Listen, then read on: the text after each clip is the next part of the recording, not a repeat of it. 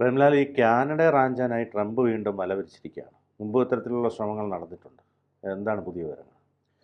അതായത് അമേരിക്കയിൽ 50 സ്റ്റേറ്റുകളാണുള്ളത്, സംസ്ഥാനങ്ങൾ.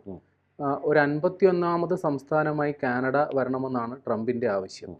അതായത് അമേരിക്കയെ അപേക്ഷിച്ച് നോക്കിയാൽ താരതമ്യേന വളരെ ചെറുതും അതേപോലെ ജനസംഖ്യ വളരെ കുറവുമുള്ള ഒരു പ്രദേശമാണ് കാനഡ. ഒരു ഏകദേശം അമേരിക്കയുടെ ഒരു സ്റ്റേറ്റിൻ്റെ തന്നെ വലിപ്പമേ ഉള്ളൂ. അപ്പോൾ വേണമെന്ന് വിചാരിച്ചാൽ കാനഡയെ അമേരിക്കയ്ക്ക് സ്വന്തമാകാം.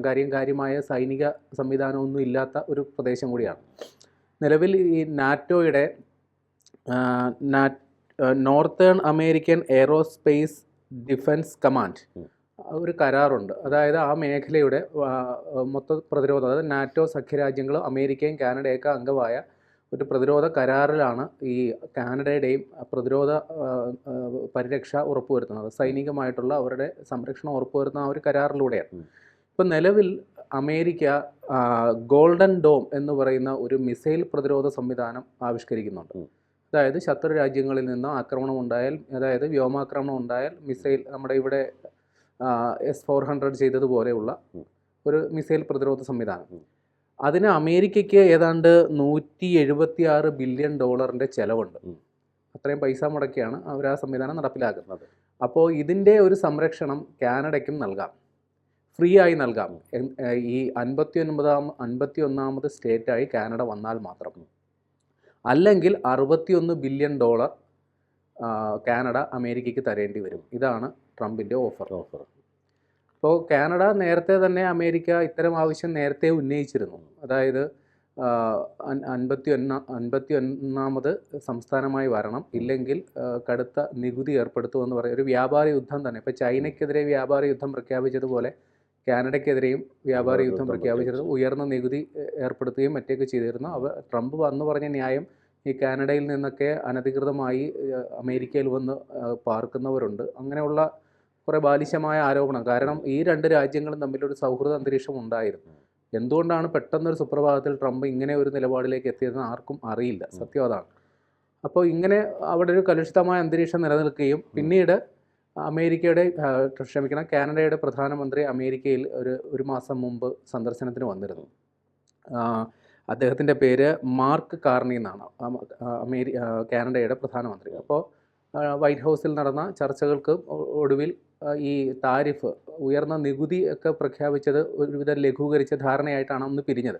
പക്ഷേ അന്നും ഈ പറയുന്ന കാനഡയുടെ പ്രധാനമന്ത്രി വൈറ്റ് ഹൗസിൽ വെച്ച് തന്നെ വളരെ ശക്തമായൊരു പ്രസ്താവന നടത്തിയിരുന്നു. എൻ്റെ രാജ്യം വിൽപ്പനയ്ക്കുള്ളതല്ല. ട്രംപിൻ്റെ ഔദ്യോഗിക ഓഫീസിൽ വെച്ച് തന്നെ നടത്തിയ പത്രസമ്മേളനത്തിൽ പറഞ്ഞതാണ്, എൻ്റെ രാജ്യം വിൽപ്പനയ്ക്കില്ല, അതുകൊണ്ട് ഈ പരിപാടി നടക്കില്ല എന്ന് അന്നേ പറഞ്ഞതാണ്. പക്ഷേ ട്രംപ് വീണ്ടും ഈ പറയുന്ന 51ാമത് സ്റ്റേറ്റ് എന്ന ആവശ്യമായിട്ട് ഇപ്പോഴും രംഗത്തുണ്ട്.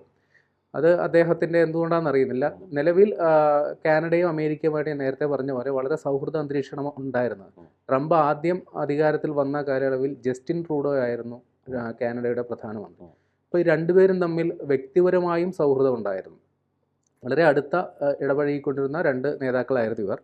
അപ്പോൾ കാനഡയെക്കുറിച്ച് അന്ന് ട്രംപ് പറഞ്ഞത്, ട്രൂഡോയെ പോലെ ഒരു സുഹൃത്ത് അല്ലെങ്കിൽ കാനഡയെ പോലെ ഒരു അയൽക്കാർ ഉള്ളത് ഭാഗ്യമാണ് എന്ന തരത്തിലൊക്കെയാണ് അന്ന് പറഞ്ഞത്. പക്ഷേ പിന്നീട് അധികാരത്തിൽ ട്രൂഡോയുടെ പിൻഗാമിയായി മാർക്ക് കാർണി വരികയും ട്രംപ് വീണ്ടും അധികാരത്തിലെത്തിയപ്പോൾ ആണ് ഇപ്പോൾ കാനഡയെ ഇപ്പോൾ കണ്ടുകൂടാത്തത്. ഈ കാനഡ നേരത്തെ തന്നെ അമേരിക്കക്കാർ നോട്ടമിട്ടിരുന്നൊരു പ്രദേശമാണ്. അതായത് അമേരിക്കൻ ഐക്യനാടുകൾ രൂപീകൃതമായ കാലം മുതൽ തന്നെ അതിൽ പെടാതെ ഒഴിഞ്ഞു നിന്നിരുന്ന ഒരു പ്രദേശമാണ് കാനഡ, തൊട്ടയൽവക്കമുള്ള. ഈ കാനഡയിൽ ഫ്രഞ്ചുകാരും ബ്രിട്ടീഷുകാരുമാണ് സ്വാധീനം ചെലുത്തിക്കൊണ്ടിരുന്നത്. അപ്പോൾ ഈ കാനഡക്കാർക്ക് എപ്പോഴും ബ്രിട്ടനോടും ഫ്രാൻസിനോടും ഒക്കെയാണ് പ്രതിപത്തിയും കൂറും ഉണ്ടായിരുന്നത്. അവരുമായിട്ടാണ് വ്യാപാര ഉടമ്പടികളും മറ്റുമൊക്കെ ഉണ്ടായിരുന്നത്. അപ്പോൾ അത് അമേരിക്കയുടെ താല്പര്യങ്ങൾക്ക് വിരുദ്ധമാണ്. അപ്പോൾ അവർ അന്നു മുതലേ, പണ്ടുകാലം മുതലേ ഈ കാനഡയിൽ അവരുടെ ഒരു സ്വാധീനം ഉണ്ടാക്കാനായിട്ട് ശ്രമിച്ചിരുന്നു. പല രീതിയിലുള്ള നടപടികളും ഒക്കെ ചെയ്തിരുന്നു. സൈനികമായി തന്നെ ഇടപെടലുകളൊക്കെ നടത്തി നോക്കിയിട്ടുണ്ട് പലവട്ടം. പക്ഷെ അതൊന്നും അന്ന് വിജയിച്ചിരുന്നില്ല. അപ്പോൾ വീണ്ടും ഈ ട്രംപ് അധികാരത്തിൽ വന്നപ്പോൾ വീണ്ടും ആ പഴയ ആ ഒരു രീതി, പണ്ടുകാലത്തെ കാനഡ ഒപ്പം ഉണ്ടാകണമെന്നുള്ള പണ്ടത്തെ ആവശ്യം ഒന്ന് പൊടിതട്ടിയെടുത്ത് ഉള്ള ശ്രമമായിരിക്കും. ഈ ട്രംപിന് നമുക്കറിയാവുന്ന പോലെ കടുത്ത ദേശീയവാദിയാണ്. അയാളുടെ മുദ്രാവാക്യം തന്നെ മേക്ക് അമേരിക്ക ഗ്രേറ്റ് അഗെയിൻ എന്നുള്ളതാണ്.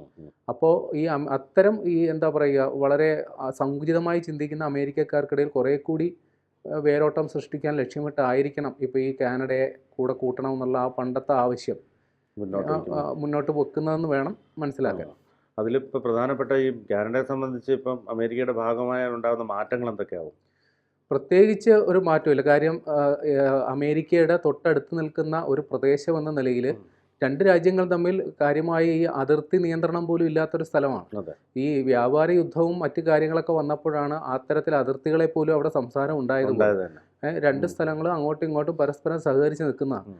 ആകെ അമേരിക്കയുമായിട്ട് കൂട്ടുനിന്നാൽ കാനഡയ്ക്ക് കിട്ടുന്നത് സൈനിക പരിരക്ഷ മാത്രമാണ്. ഞാൻ നേരത്തെ പറഞ്ഞതുപോലെ അങ്ങനെ ഒരു പ്രതിരോധ സംവിധാനം ഇല്ലാത്ത, സൈന്യമില്ലാത്ത, അവിടെ പോലീസ് ഉണ്ടാവും പക്ഷേ സൈനിക ബലം ഇല്ലാത്ത ഒരു പ്രദേശമാണ് കാനഡ. അമേരിക്കയ്ക്ക് സമാനമായ ജീവിത സാഹചര്യങ്ങളുമാണ് അവിടെ ഉള്ളത്. അത്യാവശ്യം പോഷായിട്ടുള്ള നഗരപ്രദേശങ്ങളും ഗ്രാമാന്തരീക്ഷവും എല്ലാം ചേർന്ന് അമേരിക്കയ്ക്ക് സമാനമായ ഭൂപ്രകൃതിയും തന്നെയാണ് അവിടെ ഉള്ളത്. അപ്പോൾ അതെല്ലാം കണ്ടുകൊണ്ട് തന്നെ ആയിരിക്കണം അമേരിക്കയ്ക്കൊപ്പം നിൽക്കണമെന്ന് കാനഡയോട് നിരന്തരമായി ആവശ്യപ്പെടുന്നത്. പക്ഷേ അവിടെയുള്ള രാഷ്ട്രീയ നേതൃത്വം അതിനോട് യോജിക്കുന്നില്ല. അതായത് നേരത്തെ തന്നെ ഈ മിസൈൽ പ്രതിരോധ സംവിധാനത്തെ വെച്ചുകൊണ്ടാണല്ലോ ഇപ്പോഴുള്ള വിലപേശലുണ്ടാകുന്നത്. അപ്പോൾ നേരത്തെ കാനഡ ഈ മിസൈൽ പ്രതിരോധ സംവിധാനത്തിൽ താല്പര്യം പ്രകടിപ്പിച്ചിട്ടുണ്ടായിരുന്നു. അവർക്ക് ഇത് തയ്യാറാണ്. പക്ഷേ അത് അവരുടെ പരമാധികാരത്തെയും രാജ്യത്തിൻ്റെ എന്താ പറയുക സ്വാതന്ത്ര്യത്തെയും ചോദ്യം ചെയ്യുന്ന തരത്തിലാകരുത് എന്ന് പ്രധാനമന്ത്രിയും ഈ മാർക്ക് കാർണി നേരത്തെ തന്നെ നിലപാടെടുത്തിരുന്നു. അവർ ആ നിലപാടിൽ തന്നെ ഉറച്ചു നിൽക്കും. ട്രംപ് അദ്ദേഹത്തിൻ്റെ ഈ പഴയ കലാപരിപാടികളുമായിട്ട് ഇനിയും ഉണ്ടാകും. പക്ഷേ ഈ ഒരു അവകാശവാദത്തിനപ്പുറം ഈ കാര്യമായ എന്തെങ്കിലും നടപടി ഉണ്ടാകുമെന്ന് എനിക്ക് തോന്നുന്നില്ല. കാരണം ഇത് നേരത്തെ പറഞ്ഞ പോലെ കടുത്ത ദേശീയവാദികളെ തൃപ്തിപ്പെടുത്തുക എന്നുള്ള ഉദ്ദേശത്തോടെ ആയിരിക്കും ട്രംപ് ഇങ്ങനെയൊക്കെ പ്രസ്താവന നടത്തുന്നത്.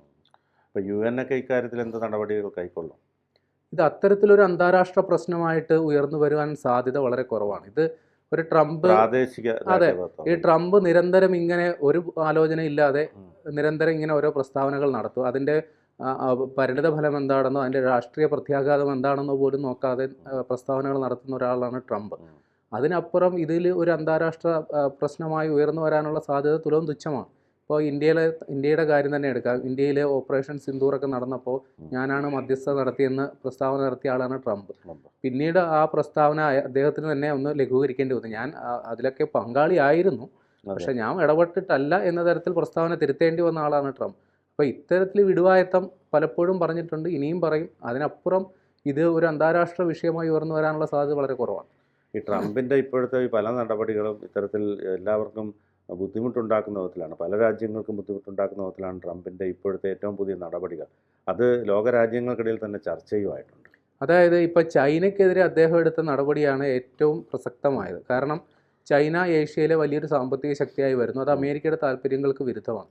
അപ്പോൾ അത് ആ ഒരു ചൈനയുടെ ആ ഒരു സാമ്പത്തിക അഭിവൃദ്ധിയെ ചെറുക്കാൻ, അതായത് ചൈനയിൽ നിന്ന് വൻതോതിൽ അമേരിക്കയിലേക്ക് ഇറക്കുമതി ചെയ്യുന്നുണ്ട്. അമേരിക്കയിലെ വമ്പൻ വ്യവസായശാലകളിലേക്ക് വേണ്ടിയിട്ടുള്ള അസംസ്കൃത വസ്തുക്കളുടെ ഏറിയ പങ്കും ചൈനയിൽ നിന്നാണ് വരുന്നത്. അപ്പോൾ ചൈനയ്ക്കെതിരെ നടപടി എടുത്താൽ അത് അമേരിക്കയുടെ സാമ്പത്തിക വ്യവസ്ഥയും ബാധിക്കും. കാര്യം അവിടുത്തെ ഉൽപ്പാദനശാലകൾ നിശ്ചലമാകുന്ന ഒരവസ്ഥയുണ്ടാകും. ഇതറിയാത്ത ആളല്ല ട്രംപ്. എന്നിട്ടും ചൈനയ്ക്കെതിരെ വലിയൊരു നികുതി ഏർപ്പെടുത്തുകയും അത് പിന്നീട് തൻ്റെ രാജ്യത്തെ ബാധിക്കാൻ തുടങ്ങി എന്ന് മനസ്സിലാക്കുകയും ചെയ്തതോടുകൂടിയാണ് ആ പ്രഖ്യാപിച്ച അതേ വേഗതയിൽ തന്നെ ആ നികുതി ഏതാണ്ട് 140% പ്രഖ്യാപിച്ച നികുതി ഏതാണ്ട് 30% കുറയ്ക്കാൻ പറ്റി. പക്ഷേ അത് ട്രംപിൻ്റെ ആ ഒരു നടപടി ഒരു പരിധിവരെ ഇന്ത്യക്ക് സഹായകരമായെന്നുള്ളത് ഇവിടെ മറക്കാതിരിക്കാൻ ഒക്കില്ല. കാരണം ചൈനയിലുള്ള പല വ്യവസായശാലകൾ ഇത്തരം നിരന്തര സംഘർഷത്തിൽ ഏർപ്പെടുന്നതുകൊണ്ട് അത് ഇന്ത്യയെ പോലുള്ള മറ്റ് രാജ്യങ്ങളിലേക്ക് അവരുടെ ശ്രദ്ധ കേന്ദ്രീകരിക്കാൻ കാരണമായിട്ടുണ്ട്. പക്ഷേ ട്രംപ് ഇനിയും ഇങ്ങനെയുള്ള അബദ്ധങ്ങൾ, ഇതേപോലെയുള്ള ഒരു ഗൗരവമായ ആലോചന ഇല്ലാതെ ഉള്ള പ്രസ്താവനകളും നടപടികളുമായിട്ട് ഇനിയും മുന്നോട്ട് തന്നെ പോകും. കൂടുതൽ വാർത്തകളും വിശേഷങ്ങളും നിങ്ങളിലേക്ക് എത്താൻ ABC മലയാളം സബ്സ്ക്രൈബ് ചെയ്യുക, ബെൽ ബട്ടണും അമർത്തുക.